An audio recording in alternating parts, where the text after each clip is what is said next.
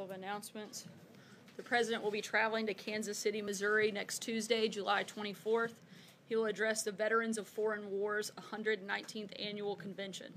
President Trump is committed to our veterans and has worked to reform the VA and to ensure veterans are given the care and support they deserve. The President looks forward to being with the more than 4,000 veterans in attendance. Yesterday, the U.S. Senate confirmed Randy Quarles as the Vice Chair for Supervision at the Federal Reserve, but it is unfortunate that his nomination was continually delayed. There are still 3 more nominees to the Fed who have yet to receive a vote. It is inexcusable that Senate Democrats have delayed confirming the President's nominees. An even worse example of unnecessary delay is the nomination of Don Stump to be a commissioner on the Commodity Futures Trading Commission. There is no opposition to her, but yet she has been waiting for 400 days for a vote. We urge Senate Democrats to stop these unnecessary delays and confirm these qualified nominees. Lastly, on behalf of the President and the White House, we offer prayers for United States Secret Service Special Agent Noel Edward Remagen and his family, including his wife and 2 young children.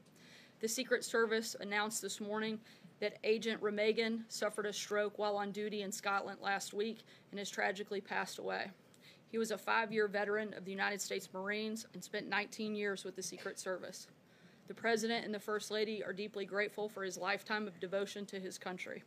And the men and women of the Secret Service make enormous sacrifices for our safety and security, and we are forever in their debt.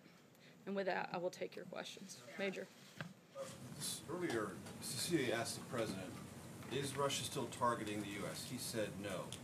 Is that what the President actually believes? Did he understand the question? And is his position that no, Russia is not doing anything to interfere or meddle in the 2018 election? I had a chance to speak with the President after those comments, and the President said thank you very much and was saying no to answering questions. The President and his administration are working very hard to make sure that Russia is unable to meddle in our elections, as they have done in the past and as we have stated. So he does believe it's going on? Well, since there's currently not an election today, not specifically, but we certainly believe that we are taking steps to make sure they can't do it again. Unlike previous administrations, this President is actually taking bold action and reform to make sure it doesn't happen again. But he does believe that they would target certainly U.S. elections again. Between the President and the DNI codes who said the red lights are blinking on this topic? No, as I just said, that's why we're taking steps to ensure that these things don't happen again. We wouldn't actually spend as much time and effort as we are if we didn't believe that they were still looking at us. From the beginning of his administration, President Trump has actually taken action to defend our election system from meddling and interference. I'm going to read through a few of the things that we're doing. In May of 2017, President Trump signed an executive order to strengthen and review the cybersecurity of our nation and its critical infrastructure. The Department of Homeland Security has taken the lead in working with all 50 states, local governments, and private companies to improve election security. DHS has increased coordination among all election partners. 34 states, 52 county and local governments, and 5 election companies receive cybersecurity scans regularly from DHS. DHS plans to provide on-site risk and vulnerability assessments to all states that request it. So far, 18 states have requested this assessment. A new pilot program was launched to increase rapid response capabilities on Election Day, and in 2017, on-site cybersecurity support was provided. In March of 2018, Congress provided the Election Assistance Commission with $380 million in funding for election assistance grants to states. These are steps that we've taken to prevent it from happening. These are steps that we've taken because we see that there's a threat there. Cecilia. Thank you, Sarah. I just want to clarify what you just said. Dan Coates said point blank the threat is still ongoing from Russia. Does this White House believe that currently this threat is still ongoing? Certainly, like I just said, we believe that the threat still exists, which is why we are taking steps to prevent it. Again, you wouldn't go through that lengthy process if you weren't. The President yesterday clarified his comments from his press conference Monday with Vladimir Putin. Does the President stand by all of his other public comments on the trip, including his constant interview criticizing Theresa May's handling of the Brexit negotiations, his comments that Russia controlled Germany over that pipeline, and other comments in that press conference Monday where he continued to cast doubt on the Intelligence Committee's assessment of Russian meddling in the 2016 election. Does he stand by all of those? Again, the president saw a need to clarify the position. He saw how his comments were being interpreted. He looked at the transcript and clarified those comments. And sir, does the White House have any response to the arrest and indictment of a Russian national who's accused of trying to infiltrate American political organizations, particularly on the right, to try to influence American politics? Certainly, we're looking at that, but just to clarify, I know that there was massive media hysteria yesterday over confusion between that individual and a White House staffer, which I think shows, frankly, the outrageousness and the just desire to find the negative in everything that this president does. Just because somebody was simply redheaded, they were accused of being some sort of spy for Russia. I think that this has gotten totally out of control. You guys need to take a little bit of a step back, slow down, and quit going after the Trump administration on every single thing that takes place. You have no response to the indictment, but you have a response to the media? I said we're looking at it. But this is a lengthy process. We're going through it. However, I do have a response to the fact that simply because somebody had the same hair color, they were accused of being a Russian spy by a large number of people, frankly, in this room. Roberta. The President today and the Secretary of State both spoke about progress being made in trade talks with Mexico. And I'm wondering whether trilateral talks with Mexico and Canada and also the bilateral talks with Canada are effectively off the table for now. Is the administration choosing to go with Mexico where they see there's progress and forget about the trilateral approach? We're continuing both of those tracks. We see a lot of progress on the conversations with Mexico, and if we could make a bilateral deal with them, we're certainly very happy to do that. But again, we're continuing both conversations, both tracks. Maggie? Thank you, Sarah. Russian authorities yesterday named several Americans who they want to question who they claim were involved in Bill Browder's quote-unquote crimes in their terms, including a former ambassador to Russia, Michael McFaul. Does President Trump support that idea? Is he open to having U.S. officials questioned by Russia? The president's going to meet with his team, and we'll let you know when we have an announcement on that. For a second, is that a topic that came up in their conversation? Did President Putin raise this with President Trump? There was some conversation about it, but there wasn't a commitment made on behalf of the United States, and the president will work with his team, and we'll let you know if there's an announcement on that front. Blake? Thank you, Sarah. The president earlier today said that there could be, quote, tremendous retribution for the European Union if there's not a deal struck on auto imports. In the past, he has talked about potentially putting a tariff of 20%. Is that what he meant today by tremendous retribution, or is it possible he goes even beyond that? Certainly that's an option on the table that the president is considering, but we are in the investigation process right now, and we'll let you know when we have an announcement. Yemi? You brought up the Fed. The Beige Book just came out, which is anecdotes from across the country of what's happening with the economy. Here's some of the headlines. Manufacturers are concerned about tariffs. They're dealing with higher prices because of trade. Tariffs are increasing metal prices, and ag prices have fallen because of Chinese tariffs. It's not necessarily a rosy picture with the tariff situation. Your response to those headlines would be what? Yeah, the president is focused on long-term economic principles. We have one of the strongest economies that we've had in decades. He continues to look for ways to help protect American workers, and he's going to continue to do that on a number of different fronts in a number of different ways. Again, this is short-term, and the president hopes to open up a number of different markets and to create a more playing trade field across the globe. Yumi? Hi, Sarah.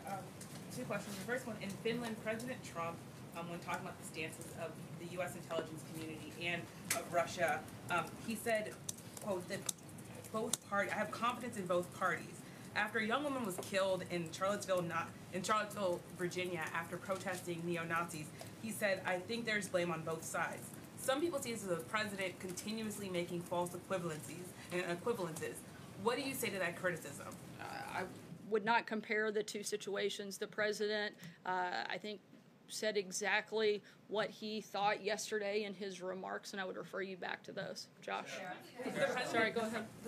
And also, does the president see the interference in the 2016 election and possibly in the midterms as an attack on democracy, American democracy? The Secretary for Homeland Security said that it was an attack on American democracy, but the president said that the Democrats are weak, that Republicans basically had better systems. Does he see it as an issue of American democracy or just his opponents being attacked?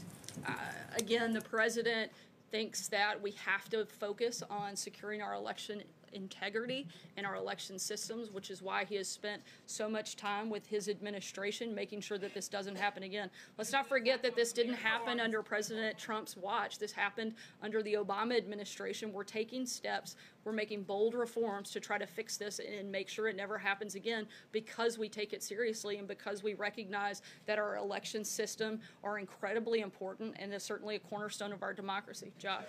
The president spent 2 hours. The president spent 2 hours and 10 minutes with Vladimir Putin. Was there a deal made on Syria? Was there a deal made on anything? Can you give us any sense of what came out of that meeting? Certainly, as the president said, a number of issues were raised, including Syrian humanitarian aid, Iran's nuclear ambition, Israeli security, North Korean denuclearization, Ukraine and the occupation of Crimea, reducing Russian and U.S. nuclear arsenals, and of course, your favorite topic, Russia's interference in our elections. All of these issues were talked about. This is the beginning of the dialogue with Russia and our administration and theirs, and we're going to continue working through those things. But those were all of the topics, and certainly probably others that were covered. One follow-up on a number of issues, from the annexing of Crimea to election meddling. The president seems to have spent more time criticizing his predecessor, Barack Obama, for letting it happen in his telling than Vladimir Putin. Do you have any sense why the president has not been more critical of Putin for some of these events that the entire world stage has really gone after him about?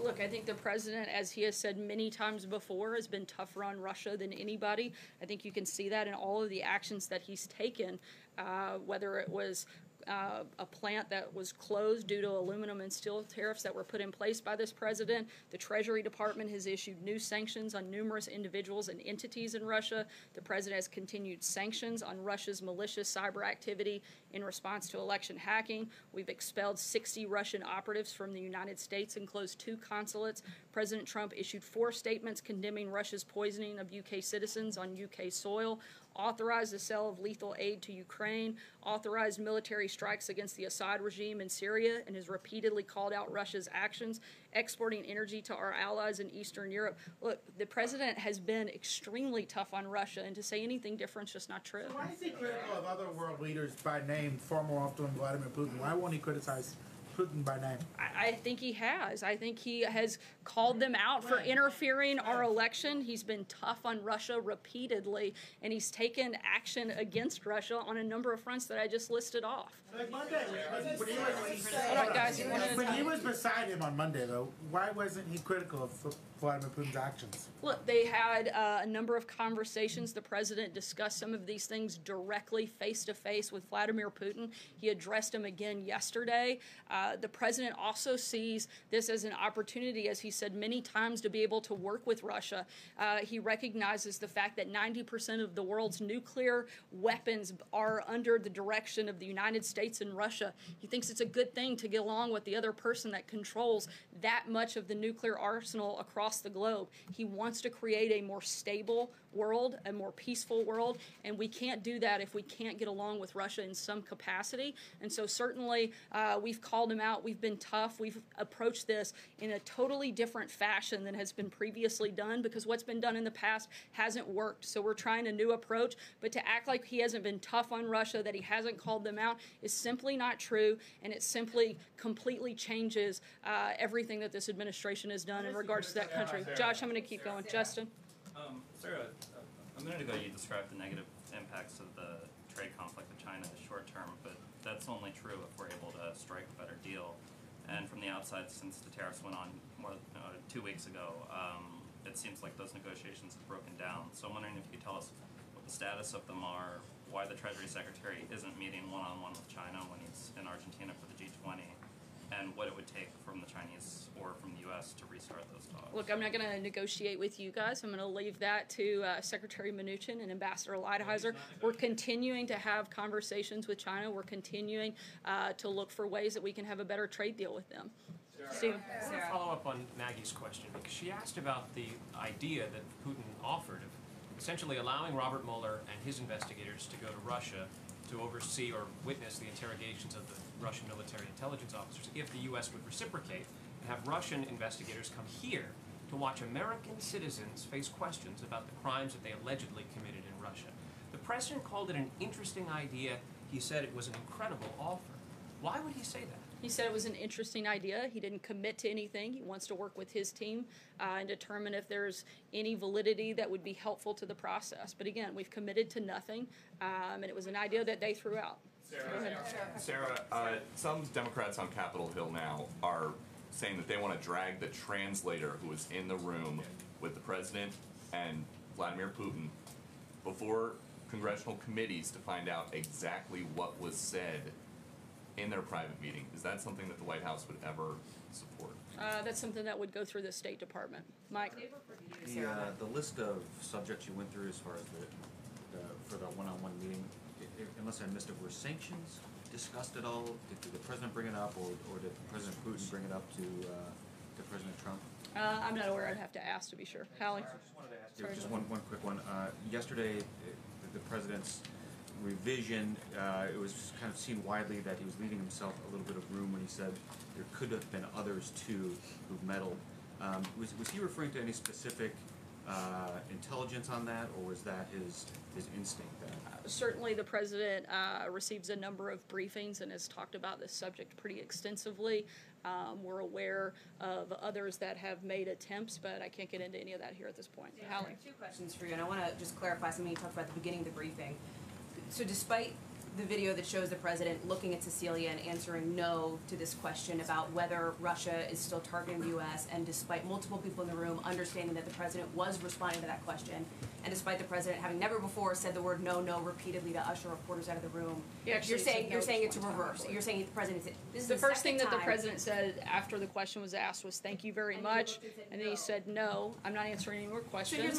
And even further, I think even Cecilia didn't realize what the answer was because she asked for clarification and he didn't answer the follow-up. Again, right, because she wasn't sure. I talked to the president. He wasn't answering that question. He was saying no, he's not taking questions, and I've stated what our position is. Let me get my question, Sarah, because I haven't actually asked it yet, which is the president, now this is the second time in 3 days that the president of the White House has come out and reversed what the president has said. To the opposite of what it was I'm interpreting what the president said. I'm not reversing it. Opposite way. I was in the room as well, and I didn't take it the way you did. But why should this president have any credibility to Americans in what he says if, in fact, 24 hours later, or in this case, 3 hours later, the White House comes out and says, just kidding? First of all, that's not what I said. I was interpreting what the president's intention was and stating the administration's policy. It's not exactly what you just explained. We never said just kidding. And I think that you can take the fact that the president has credibility because he saw that he had misspoken, and he wanted to clarify that yesterday, which he did. So when he sees that he's misspoken, he comes out and he says that. Jordan. Follow up on Sorry, I'm Josh. going to keep second moving. question here. Jordan, go ahead. Well, just to follow up on my second question, Sarah. Sorry, Josh, you've asked I did two. have, I'm going to move on to Jordan. You told Josh the president has been Once again, publicly Hallie, I'm critical moving of on to Vladimir. Jordan. Jordan, go ahead. You said, Sorry, Hallie, go ahead if you want. thanks, Jordan. You said to Actually, Josh, I'm gonna the take a president has question been from publicly Jordan. critical of Vladimir Putin. I just want to know when, because I don't think any of us remember, at least I don't remember, a time when the president has publicly called up Vladimir Putin. I think by stating the fact that the president said that Russia interfered with our election, that's a pretty bold call out of another world leader. Jordan, go ahead. Senators Rubio and Van Hollen have introduced legislation that would impose new sanctions on Russia if the intelligence agencies find that they meddle in the 2018 midterms or in the future. Would the President Trump support a proposal like that? I'm not going to get into a hypothetical situation until we see a final piece of legislation and also determination if there's election meddling. Again, our goal is to stop that from happening, which is why we've spent such a significant amount of time in the first year and a half of our administration focusing on protecting the election integrity system. John, with that, Sarah, is voter John, go ahead. Sarah, is voter suppression Sorry. included with that, Guys, please? if we could go on I'm the just people that asking you I've a question called because on. you choose not to call on me. Is voter suppression part of that election process that the president is trying to look for? John, go ahead. Oh, you're not going to answer that? If Voter I call on suppression you, I'll is a be huge happy to issue answer that a your community in question. America John, go has ahead. asked about. You're not going to answer me. John, go ahead. That's all right, fine. Thank you, Sarah. I wanted to ask you about the immediate reaction to the president's comments that he made at that joint press conference in Helsinki. It was immediate. Every cable channel Fox, NBC, CNN reacted immediately to the suggestion the president made that he did not believe that Russia interfered in the U.S. presidential election. I got my inbox inundated with emails from Republican members of Congress with their reaction immediately. And 24 hours, it took 24 hours for the president to correct the record. Why did it take so long for the president to clarify the comments that he made at that press conference? Look, the president put out an initial tweet after boarding Air Force One that clarified his comments on the intelligence community, wanted to make sure that was clear, and at the very first chance he had in a public setting the following day, he clarified his comments. And I don't think that it was that long for that to be the very first public appearance that he had following arriving back to the United States. So actually, it's a pretty long time, and it was out there for quite a bit. It wasn't actually 24 hours before he responded at all. Again, he put out an initial tweet from Air Force One. Comment on this to clarify his remarks to change the wood to wooden, or the wooden to wood. And I think that, you know, a lot of people would argue that there was ample time for the president. He tweets all the time from Air Force One. And he tweeted that night. To put out a statement which clarified what he meant to say during the joint news conference, and he didn't do that. What took so long is my question. Once he reviewed the transcript, he wanted to publicly address the clarification, in which he did. Constantly, Sarah. There are currently efforts within Congress to impeach Deputy Attorney General Rod Rosenstein. Is that something that the White House would support for the lack of cooperation in turning over documents to Congress? The president's made clear he'd like all documents to be turned over, but we're continuing to work with our Department of Justice. I don't have anything further on that. Jim, go ahead. Sorry, to follow up on that, would the White House denounce that effort then? Do they have confidence within the Deputy Attorney General? The president would like to see the documents turned over. When the president no longer has confidence in someone, his administration will let you know. Jim? Sure. On Friday at the press conference with Prime Minister May, I asked the president as he was leaving whether or not he would tell Vladimir Putin to stay out of U.S. elections. As he was leaving with Prime Minister, he said yes. Did the president tell Vladimir Putin at their summit in Helsinki to stay out of U.S. elections? Certainly the president, as both he and President Putin said, discussed election meddling. I think we've made very clear what our position is on that front. You're saying that they discussed election meddling, but did the president of the United States tell the president of Russia to stay out of U.S. elections? The president has made clear to Vladimir Putin that he should stay out of U.S. elections. Sorry, I'm going to keep moving. April, go ahead. Was there a recording Sorry, Jim, I'm going to take a couple last questions. Was there a recording made of their one-on-one meeting? Does that exist? I'm not aware of one. So Sarah, since you keep saying that the president is very concerned about the election process, you talk about what he's doing. You did not mention voter suppression in that. Voter suppression has been an issue for decades, and particularly in these last few elections. Is voter suppression now on the table? When he was talking about voter fraud, people were talking about voter suppression as well. Is voter suppression on the table as well? We want to do everything within our power to protect the integrity of our elections, and we're going to look at that on a number of fronts. The reason I address these specific issues is because of Russia's involvement in our elections in the past. I'm going to take one last question. Right here, Jim. Sarah, I want to change topic a minute, if I may, and go south. Sure, I think that'd be fine. Thank you. So the incoming president of Mexico has made two very bold suggestions. Number one, he's looking at giving amnesty to the drug cartels operating within there. Today they come out and say they're seriously looking at legalizing all drugs in Mexico. Now, if they do that, obviously it's going to have a tremendous impact on the incoming amount of drugs into the United States. What is the president's position on that, and are they going to do anything to stop that from happening in Mexico? Certainly, we're going to continue engaging with our Mexican partners. I don't have a specific policy announcement on that front. However, I can say that we would not support the legalization of all drugs anywhere, and certainly wouldn't want to do anything that would allow more drugs to come into this country. Thanks so much. Have a great day. Sarah, what's the administration doing about foreign disinformation?